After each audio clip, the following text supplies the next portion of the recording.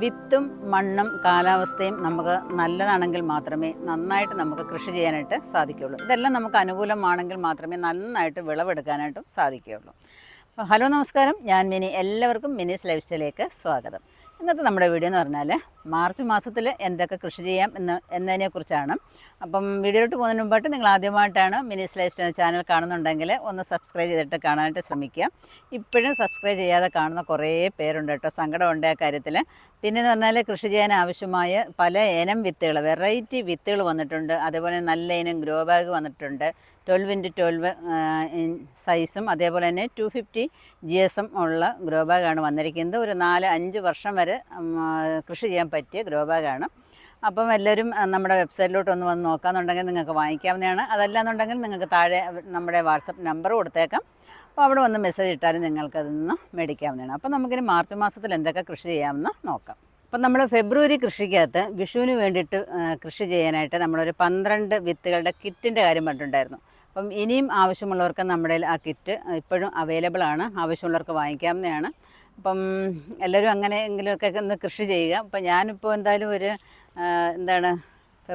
March മാസം കൃഷിയൊക്കെ പറഞ്ഞിട്ട് ഒരു ചെറിയ വിളവെടുപ്പൊക്കെ എടുക്കാമെന്ന് കരുതിയിട്ട് ഒരു മുറവും കത്തിയായിട്ടൊക്കെ ഇറങ്ങിയിരിക്കുകയാണ് കേട്ടോ. അപ്പോൾ എല്ലാവർക്കും കൃഷി ചെയ്യണമെന്ന് ഭയങ്കര ആഗ്രഹമാണ് അല്ലേ.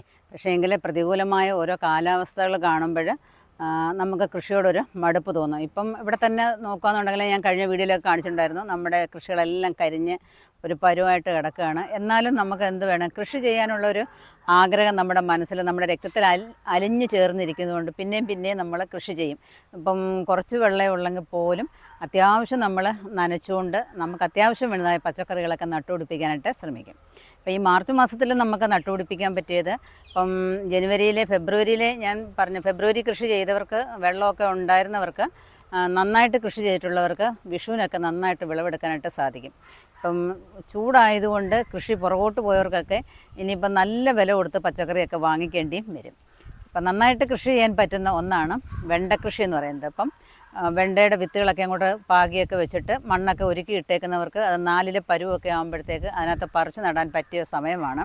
ഉള്ള വെള്ളമൊക്കെ നമ്മൾ കളക്ട് ചെയ്ത് അതിനകത്ത് ഒഴിക്കാനായിട്ട് ശ്രമിക്കുക. എന്ന് കരുതി നമ്മൾ സോപ്പ് വെള്ളം ഒന്നും ആവശ്യത്തിൽ കൂടുതൽ ഇങ്ങനെ കൊണ്ടുവന്ന് ഒഴിച്ചാൽ ചിലപ്പോൾ അത് കരിഞ്ഞു പോകാനായിട്ട് സാധ്യതയുണ്ട്. അപ്പം ആദ്യത്തെ വെള്ളമൊക്കെ നമ്മൾ കഴുകി കളഞ്ഞിട്ട് രണ്ടാമത്തെ മൂന്നാമത്തെ തുണി കഴുകുന്നതാണെങ്കിൽ രണ്ടാമത്തെ മൂന്നാമത്തെ വെള്ളമൊക്കെ നമ്മൾ ചെടികൾക്കൊക്കെ ഇച്ചിരി ദൂരം മാറ്റി ഒഴിക്കാമെന്നുണ്ടെങ്കിൽ നമുക്ക് എല്ലാ ചെടികളെയും പച്ചക്കറികളെയൊക്കെ നമുക്ക് രക്ഷപ്പെടുത്തിയെടുക്കാനായിട്ട് സാധിക്കും. അടുത്തെന്ന് പറഞ്ഞാൽ പയറ് കൃഷിയാണ്. പയറ് കൃഷി നമുക്ക് നന്നായിട്ട് ചെയ്യാനായിട്ട് സാധിക്കും. അതിന് നമുക്ക് നല്ല കെയർ കൊടുക്കാമെന്നുണ്ടെങ്കിൽ നല്ല വിളവെടുക്കാനായിട്ടും സാധിക്കും. പല ടൈപ്പിലുള്ള, ഇപ്പം നമ്മുടെ വെബ്സൈറ്റിലാണെന്നുണ്ടെങ്കിൽ ഒരു 10-20 ടൈപ്പ് നീളൻ പയറും കുറ്റിപ്പയറുമായിട്ട് എത്തിയിട്ടുണ്ട്. ആവശ്യമുള്ളവർക്കൊക്കെ കയറി വാങ്ങിക്കാവുന്നതാണ്. നമ്മുടെ വയലറ്റ് പയർ, അർക്കമംഗള പയർ, അങ്ങനെയുള്ള ലോലപ്പയർ കുറേ ഇനങ്ങളുണ്ട് കേട്ടോ, വന്നിട്ടുണ്ട്. അപ്പം അത്യാവശ്യം നടുവാന്നുണ്ടെങ്കിൽ നല്ലതാണ്. പിന്നെ ഈ പയറൊക്കെ നാരുവർഗ്ഗത്തിൽപ്പെട്ട ആയതുകൊണ്ട് നമുക്ക് കഴിക്കുന്നതിനും ഏറ്റവും നല്ലതാണ്. നല്ല രുചികരമായ പയറൊക്കെയാണ്. അപ്പോൾ അത് വാങ്ങിച്ച് നടാനായിട്ട് ശ്രമിക്കുക, എല്ലാവരും നട്ട് പിടിപ്പിക്കുക. അടുത്തെന്ന് പറഞ്ഞാൽ ചീരകൃഷിയാണ്. ചീരകൃഷി നമ്മൾ ചെയ്യുമ്പോൾ ഒന്ന് നമ്മൾ വാഴത്തടത്തിലോ അല്ലെങ്കിൽ തെങ്ങിൻ്റെ തടത്തിലോ നമ്മൾ ചെയ്യാമെന്നുണ്ടെങ്കിൽ തെങ്ങിനും നല്ലതാണ്, വാഴയ്ക്കും നല്ലതാണ്, ചീരയും നന്നായിട്ട് വളർന്നു വരും. അപ്പോൾ അങ്ങനെ ചെയ്യാമെന്നുണ്ടെങ്കിൽ ഏറ്റവും നല്ലതാണ്. നമുക്ക് എപ്പോഴും ചീരയൊക്കെ വിളവെടുക്കാനായിട്ട് സാധിക്കും. നല്ലോണം തഴച്ച് വരും. അപ്പോൾ ഈ ചീരയ്ക്ക് നമ്മൾ ജൈവ സ്ലറിയൊക്കെ ഒഴിച്ചു കൊടുക്കാമെന്നുണ്ടെങ്കിൽ നല്ല തഴപ്പോടെ നമുക്ക് ചീരയെ വളർത്തിയെടുക്കാനായിട്ട് സാധിക്കും. അപ്പം ജൈവ സ്ലറിയൊക്കെ അങ്ങോട്ട് ഒഴിച്ചു കൊടുക്കുമ്പോൾ നമ്മുടെ വാഴയ്ക്കും നല്ല ഗുണം കിട്ടും, തെങ്ങിനും നല്ല ഗുണം കിട്ടും. അപ്പോൾ നമുക്ക് തേങ്ങയുമായി, വാഴയുമായി, ചീരയുമായി. അപ്പം ഇനി അടുത്ത കൃഷി എന്ന് പറഞ്ഞാൽ തക്കാളി കൃഷിയാണ് കേട്ടോ. തക്കാളി നമുക്ക് ഇപ്പോഴത്തെ ഇതനുസരിച്ച് നമുക്ക് എപ്പം വേണമെന്നുണ്ടെങ്കിൽ നമുക്ക് തക്കാളി കൃഷി ചെയ്യാം.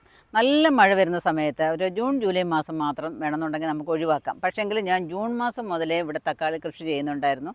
നിങ്ങൾ എൻ്റെ എല്ലാം വിളവെടുപ്പും കാണിക്കുന്നുണ്ടായിരുന്നു. അന്ന് മുതലേ ഞാൻ തക്കാളിയൊക്കെ ഇങ്ങനെ വിളവെടുത്തുകൊണ്ടേയിരിക്കുകയാണ്. ഇപ്പം 3-4 ടൈപ്പിലുള്ളതായ തക്കാളിയുടെ വിത്തുകളുണ്ട്, വന്നിട്ടുണ്ട്. എല്ലാം നല്ല വിത്തുകളാണ്. അപ്പം അതിൻ്റെ വിത്തുകൾ തന്നെയാണ് ഞാനിവിടെ പാകി കിളിപ്പിച്ച് ഇങ്ങനെ തക്കാളി വിളവെടുത്തുകൊണ്ടേ ഇരിക്കുന്നത്. ഇപ്പോൾ അവസാനം ഒരു വിളവെടുപ്പും കൂടെ ഉണ്ട് തക്കാളിയുടെ. അത് നിൽക്കുന്ന കാണുമ്പോൾ തന്നെ ഈ ഇത്രയും വേനൽ ചൂടിനെയൊക്കെ അതിജീവിച്ചും തക്കാളി നമുക്ക് ഇഷ്ടം പോലെ വിളവ് തന്നുകൊണ്ടിരിക്കുകയാണ്. അപ്പം തക്കാളിയും എല്ലാവരും കൃഷി ചെയ്യാനായിട്ട് ശ്രമിക്കുക. ഇപ്പോൾ ഇനി കുറച്ചുകൂടെ കഴിയുമ്പം കാണണം എല്ലാത്തിൻ്റെയും വില കയറിപ്പോകുന്നത്. കാരണം എല്ലായിടവും ചൂടായതുകൊണ്ട് പച്ചക്കറി കൃഷിയെല്ലാം പുറകോട്ടാണ്. എല്ലാം ഇങ്ങനെ കരിഞ്ഞ് നിൽക്കുന്നതായ ഒരവസ്ഥയാണ്. അപ്പം നമ്മൾ ചൂടായതുകൊണ്ട് നമ്മളിങ്ങനെ മാറി നിൽക്കുന്നു. എല്ലാവരും ഇങ്ങനെ ചൂടാണ്, വെള്ളമില്ല എന്നും പറഞ്ഞിങ്ങനെ മാറി നിന്നാൽ പച്ചക്കറികളുടെയൊക്കെ കാര്യത്തിൽ വരുമ്പോൾ ഭയങ്കര ഒരു വിഷമമാണ് വരുന്നത്. കാരണം എന്താണ്, എല്ലാത്തിൻ്റെയും വില കൂടും. ഇപ്പോൾ നമ്മുടെ ആവശ്യങ്ങൾക്കൊന്നും നമുക്ക് പച്ചക്കറി കിട്ടാതെ വരും. അതുകൊണ്ട് നമ്മൾ എന്ത് വേണം, അത്യാവശ്യം വേണ്ടതായ ഒരു 10 പച്ചക്കറികൾ നമ്മുടെ പറമ്പിലോ മുറ്റത്ത് നട്ടാൽ മതി. പറമ്പിൽ ഒരുപാട് ദൂരത്ത് പോകുമ്പോഴത്തേക്ക് നമുക്ക് വെള്ളം ഒഴിക്കാനൊക്കെ ബുദ്ധിമുട്ടായിരിക്കും. അപ്പം കയ്യെത്തുന്ന ദൂരത്ത് നമ്മൾ നട്ടുപിടിപ്പിക്കുകയെന്നുണ്ടെങ്കിൽ നമുക്കത് ഏറ്റവും പ്രയോജനപ്രദമാണ്. അടുത്തതെന്ന് പറഞ്ഞാൽ പച്ചമുളകാണ്. നമ്മുടെ വീട്ടിലേക്ക് എപ്പോഴും ആവശ്യമായിട്ടുള്ള ഒന്നാണ് പച്ചമുളക് എന്ന് പറയുന്നത്. പച്ചമുളക് തന്നെ പല വെറൈറ്റി ഉണ്ട്. കാന്താരിയിൽ തന്നെ പല വെറൈറ്റികൾ, അതുപോലെ ഉണ്ടമുളക് തന്നെ പല വെറൈറ്റികൾ, നീളൻ മുളകിൽ തന്നെ പല വെറൈറ്റികളുണ്ട്. ഇങ്ങനെ പലതും നമുക്ക് നട്ടുപിടിപ്പിക്കുകയെന്നുണ്ടെങ്കിൽ നമുക്ക് ഓടിച്ചെന്നൊരു പച്ചമുളകൊക്കെ പിച്ചെടുക്കാനായിട്ട് സാധിക്കും. അടുത്തെന്ന് പറഞ്ഞാൽ പാവൽ, അതേപോലെ തന്നെ പടവലം, ചുരയ്ക്ക, പീച്ചിങ്ങ, ഇതൊക്കെ നമുക്ക് പന്തൽ കയറി പടർന്നു പോകുന്നതായ പച്ചക്കറികളും നമുക്ക് നട്ടുപിടിപ്പിക്കാൻ പറ്റിയ സമയമാണ്. അപ്പോൾ ഈ സമയത്ത് നമ്മൾ കലക്കി ജൈവ സ്ലറി വെക്കാമെന്നുണ്ടെങ്കിൽ നമുക്ക് എല്ലാ പച്ചക്കറികൾക്കും ഒഴിച്ചു കൊടുക്കാം. നല്ല അതിന് ദാഹവും തീരും, അവർക്ക് നല്ലൊരു ഉന്മേഷവും കിട്ടും. അവർക്ക് വേണ്ടുന്ന എല്ലാ ന്യൂട്രിയൻസും ഇതിനകത്തുണ്ട്, ജൈവ സ്ലറിക്കകത്തുണ്ട്. അപ്പം ജൈവ സ്ലറി ഉണ്ടാക്കുന്ന വിധവും അതേപോലെ ജൈവ സ്ലറി എങ്ങനെ ഉപയോഗിക്കാമെന്നും ഒക്കെ ഉള്ളതായ വീഡിയോ ഇട്ടിട്ടുണ്ട്. അതൊക്കെ കണ്ടു നോക്കിയിട്ട് അതേപോലെ നിങ്ങൾ ചെയ്യുകയെന്നുണ്ടെങ്കിൽ നിങ്ങൾക്ക് നന്നായിട്ട് കൃഷി ചെയ്യാനായിട്ട് സാധിക്കും. ഇപ്പം നിങ്ങൾക്ക് ചാണകപ്പൊടി ഇല്ലയെന്നുണ്ടെങ്കിൽ എന്തെങ്കിലും പച്ചിലകളൊക്കെ കിട്ടുകയെന്നുണ്ടെങ്കിൽ അതൊക്കെ ഇട്ട് നമ്മൾ സ്ലറി ഉണ്ടാക്കുന്നുണ്ടെങ്കിൽ നമ്മുടെ പച്ചക്കറികളൊക്കെ നമുക്ക് നന്നായിട്ട് കൊണ്ടുവരാനായിട്ട് സാധിക്കും. അടുത്തതെന്ന് പറഞ്ഞാൽ വഴുതനയാണ്.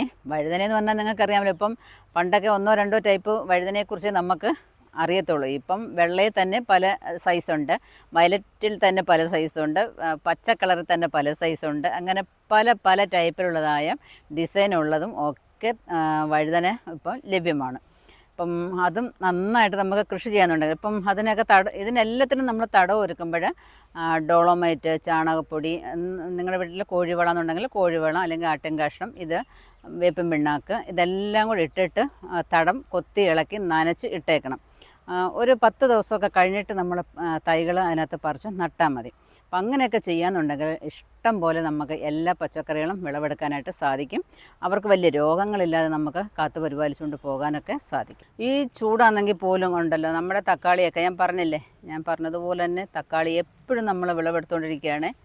എപ്പം വന്ന് നോക്കിയാലും നമുക്ക് തക്കാളി ഇങ്ങനെ കിട്ടിക്കൊണ്ടേയിരിക്കുന്നുണ്ട്. ഇത് ഇങ്ങനെ വിളവെടുക്കുമ്പോൾ ഉള്ളൊരു സന്തോഷമുണ്ടല്ലോ, അതൊരു പ്രത്യേക ഒരു സന്തോഷം തന്നെയാണ് കേട്ടോ. അത് പറഞ്ഞറിയിക്കാൻ പറ്റാത്തതാണ്. അത് നമ്മൾ കൃഷി ചെയ്താൽ മാത്രമേ നമുക്ക് മനസ്സിലാവത്തുള്ളൂ. കൃഷി ചെയ്യുന്നവരെല്ലാം അത് അനുഭവിച്ചുകൊണ്ടിരിക്കുന്നവരാണ്. അപ്പം നമ്മൾ മാർച്ച് മാസത്തെ കൃഷി പറയുന്നതിൻ്റെ കൂടെ ഒരു വിളവെടുപ്പും കൂടെ ഇങ്ങനെ കാണിക്കുമ്പോൾ ഉണ്ടല്ലോ, ചെയ്യാൻ എല്ലാവർക്കും ഒരു ഇൻട്രസ്റ്റ് വരും.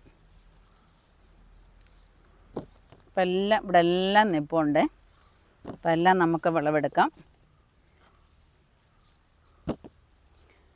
അപ്പം എത്ര വെള്ളം ഇല്ലെങ്കിൽ കൂടിയും ഞാൻ ഇതിനൊക്കെ വെള്ളം ഒഴിച്ചു കൊടുക്കാറുണ്ട്. പിന്നെ നമ്മുടെ പുതിയ ഗ്രോ ബാഗിനകത്താണ് ഇത് നട്ടിരിക്കുന്നത്. നല്ല വലിപ്പവും വിസ്താരവും ഒക്കെ ഉണ്ടായതുകൊണ്ടല്ലോ നമുക്ക് ആവശ്യത്തിന് മണ്ണും വളവും വെള്ളവും എല്ലാം ഇതിനകത്ത് കൊടുക്കാനായിട്ട് സാധിക്കും. അതാണ് ഇവിടെ നിൽക്കുന്ന തക്കാളിയൊക്കെ കണ്ടോ. അപ്പം തക്കാളിയൊക്കെ നമ്മൾ പിടിപ്പിക്കുമ്പോൾ ഇതേപോലെ അത് എത്രമാത്രം പൊങ്ങുന്നോ അതിനനുസരിച്ച് ഒരു കമ്പൊക്കെ കുത്തി കൊടുക്കുക, അല്ലെങ്കിൽ ഒരു പന്തലിലോട്ടോ മേളിലോട്ട് കയറ് കെട്ടിയോ ഒക്കെ നമ്മൾ വലിച്ച് കെട്ടി നിർത്തണം കേട്ടോ. അല്ലെന്നുണ്ടെങ്കിൽ അത് ചാഞ്ഞൊക്കെ അങ്ങ് പോയാലുണ്ടല്ലോ, ഒന്നാമതേ ചൂടാണ്, അതിൻ്റെ കൂടെ എല്ലാം വാടിപ്പോയാലേ ഭയങ്കര സങ്കടമുള്ളൊരു കാര്യമാണ്. ഇപ്പം എത്ര പ്രാവശ്യം ഞാൻ ഇതേപോലെ തക്കാളിയുടെ വിളവെടുത്തെന്നറിയാമോ. ചൂടാന്ന് കരുതി നമ്മൾ വെറുതെ ഇങ്ങനെ ഇരുന്നാലേ നമുക്ക് വിളവെടുക്കാനൊന്നും സാധിക്കത്തില്ല. ഇപ്പം രാവിലെ ഒരു അരമണിക്കൂർ, വൈകുന്നേരവും ഒരു അരമണിക്കൂർ അല്ലെങ്കിൽ 1 മണിക്കൂർ നേരം നമ്മളിങ്ങനെ ചിലവഴിക്കുക. ഒരുപാട് വെയിലത്ത് നമ്മൾ വരാതിരിക്കുക. പിന്നെ നമ്മൾ പറമ്പിലോട്ടൊക്കെ വരുമ്പോഴുണ്ടല്ലോ അത്യാവശ്യം നമ്മൾ വെള്ളമൊക്കെ കൊണ്ടുവരണം കേട്ടോ, കാരണം അത്ര ചൂടാണ്.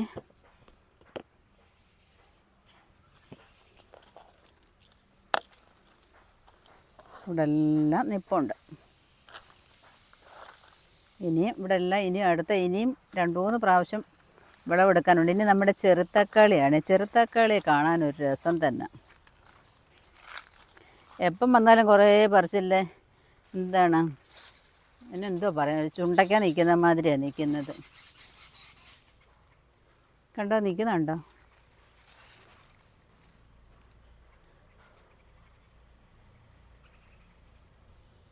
ഒരു കൊലയിലെല്ലാം അങ്ങനെ അങ്ങോട്ട് പഴുത്ത് നിൽക്കുക.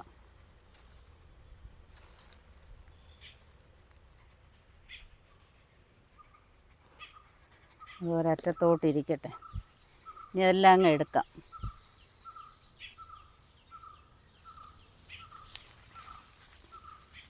ഞാനിത് എന്താണ് മണിത്തക്കാളിയാന്ന് പറഞ്ഞപ്പം എനിക്ക് ഒരു കൊച്ചു കൊച്ചു മണിമാര് നിൽക്കുന്നുണ്ട്. ഞാൻ കരുതിയത് മണിത്തക്കാളി ആയിരിക്കുമെന്ന്. അപ്പോൾ എല്ലാവരും പറഞ്ഞു അല്ല ചേച്ചി, ഇത് നമ്മുടെ ചെറുത്തക്കാളിയാണെന്ന്. ഓക്കെ, അപ്പം നമ്മുടെ ചെറുത്തക്കാളി ഇഷ്ടം പോലെ പിടിച്ചിട്ടുണ്ട്. ഇതിൻ്റെയൊക്കെ വിത്തുകളുണ്ട് കേട്ടോ, നമ്മുടെ വെബ്സൈറ്റിലുണ്ട്. ഇതിൻ്റെ മണ്ണൊക്കെ ഒരുക്കുന്ന വിധമൊക്കെ ഞാൻ പ്രത്യേകം കാണിച്ചിട്ടുണ്ട്. അതുപോലൊക്കെ അങ്ങോട്ട് മണ്ണൊരുക്കിയിട്ട് തക്കാളി നട്ടയാണ്. ഡോളോമൈറ്റ്, ചാണകം, കോഴിവളം, വേപ്പിൻ പിണ്ണാക്ക് ഇതെല്ലാം കൂടെ മിക്സ് ചെയ്തിട്ടാണ് ഞാനിത് നട്ടത്. ഇതെല്ലാം കൂടെ മിക്സ് ചെയ്തിട്ട് ഉടനെ നമ്മൾ തൈ നടരുത്. ഒരു 10 ദിവസം മിനിമം ആ മണ്ണ്, അല്ലെങ്കിൽ ഒരാഴ്ച മിനിമം കിടന്നതിന് ശേഷം മാത്രമേ നമ്മൾ തൈകൾ അതിനകത്തോട്ട് നടാവൂ. ഓക്കെ, ഇത് കണ്ടോ, എൻ്റെ കോളിഫ്ലവർ കിളിച്ച് വന്നേക്കുന്നത് കണ്ടോ? നല്ല അടിപൊളിയായിട്ട് ഇങ്ങനെ വരുന്നുണ്ട്. ഇത് കാണുമ്പോൾ തന്നെ ഒരു സന്തോഷമല്ലേ? അവരിങ്ങനെ ചിരിച്ച് നമ്മളെ നോക്കി ചിരിച്ചുകൊണ്ട് ഇറങ്ങി വരുന്ന മാതിരിയാണ്. അപ്പോൾ അവരുടെ ചുവട്ടിലും കൂടെ നമുക്ക് കുറച്ച് ഒഴിച്ചു കൊടുക്കാം. ഇതൊക്കെ ഒരാഴ്ച 2 പ്രാവശ്യം കൂടെ ഒഴിച്ചു കൊടുക്കാമെങ്കിൽ ഉണ്ടല്ലോ, ടപ്പേന്നെല്ലാം ഞാൻ വളർന്നു വരും. പിന്നെ ഇവിടെ നമ്മുടെ ക്യാബേജാണ്. ക്യാബേജും അതിനും കൊടുക്കാം 1 കപ്പ്. അതെല്ലാം നല്ല ക്യാബേജായി വന്നിട്ടുണ്ട്, പറിക്കാറായിട്ടില്ല.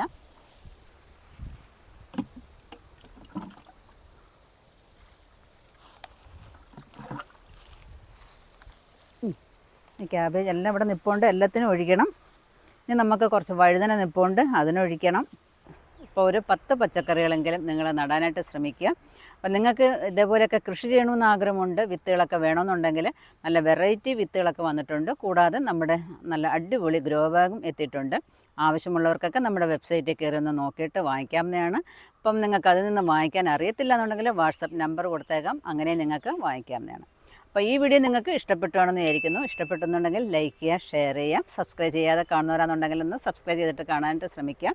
അപ്പോൾ അടുത്ത വീഡിയോയിൽ കാണുന്നവരെ ഞാൻ മിനി. നന്ദി, നമസ്കാരം.